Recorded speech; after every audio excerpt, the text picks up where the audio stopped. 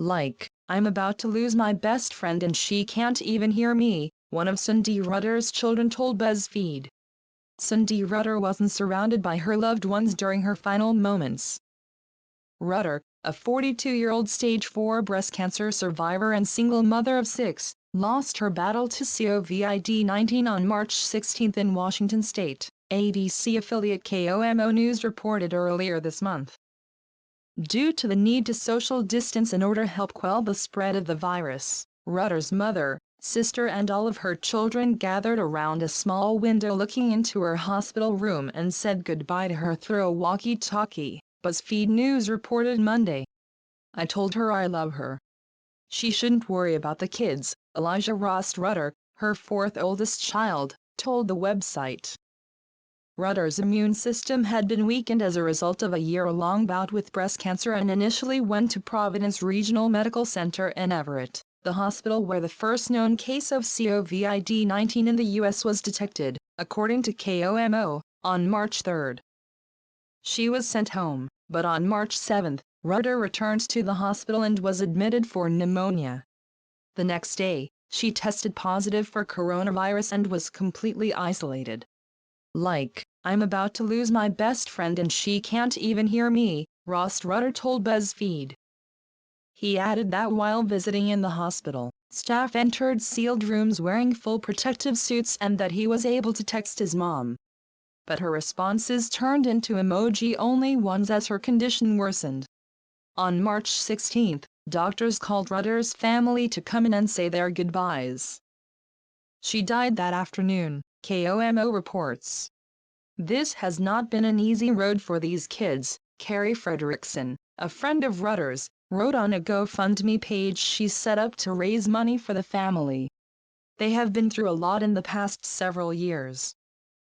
Frederickson, who calls her late friend an absolutely amazing mom, noted that Rutter's 3 oldest kids are in their 20s while her 3 youngest are in high school and middle school. According to the page, the children's father had already died, leaving them without parents. Frederickson added a description of her friend to the fundraising page that Rutter's eldest daughter, Alexis, wrote back when the family was trying to raise money during Rutter's cancer battle. The daughter described her mom as genuine, selfless, courageous, hardworking, and caring. She is always the first to lend a helping hand to those in need, she wrote, and has consistently remained positive and resilient through the many curveballs life has thrown her way. The New Yorker confessed he had symptoms when his wife started to get sick after giving birth. Strict visitation measures have since been enforced at the hospital. A man who was feeling sick concealed his symptoms from the staff at Strong Memorial Hospital in Rochester, New York, so he would be allowed to visit his pregnant wife in the maternity ward. Hospital officials say the man confessed only when his wife began showing coronavirus symptoms after giving birth this past week.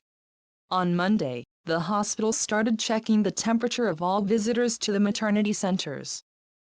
The mother became symptomatic shortly after delivering. That's when the significant other admitted his potential exposure and that he was feeling symptomatic, University of Rochester Medicine spokesperson Chip Partner told the Rochester Democrat and Chronicle. In a statement provided to HuffPost, Partner said no involved staff members had tested positive for COVID-19, the respiratory illness caused by the new coronavirus. One staff member developed symptoms, was quarantined at home, and later tested negative for COVID-19. The couple and their baby were asked to quarantine, pending testing results, to protect the community and were discharged from the hospital, he said. Following the incident, the University of Rochester Medicine Group, which includes Strong Memorial Hospital, Highland Hospital and several other affiliate hospitals, announced a ban on visitors, with the limited exceptions required to undergo screening, per New York State Department of Health guidelines. Previously, the hospital relied on purely an honor system, Partner told Rochester Democrat and Chronicle. UR Medicine had already limited visitation 2 weeks ago, as did a number of other hospitals throughout the state, and would ask visitors on arrival if they had any COVID-19 symptoms or any potential exposure to the coronavirus. Now a temperature check and screen for symptoms will be enforced. One support person for pregnant patients is still permitted given they pass a twice-daily screening. They will not be allowed to leave the patient's room without the patient at any time, according to the UR Medicine website. Guardians for minors are also allowed. The UR Medicine Group, as well as Rochester Regional Health, also announced Monday a new universal masking policy. All providers, staff and visitors in healthcare facilities will be required to wear masks in an effort to reduce transmission and limit exposure of the virus to vulnerable patients and medical staff.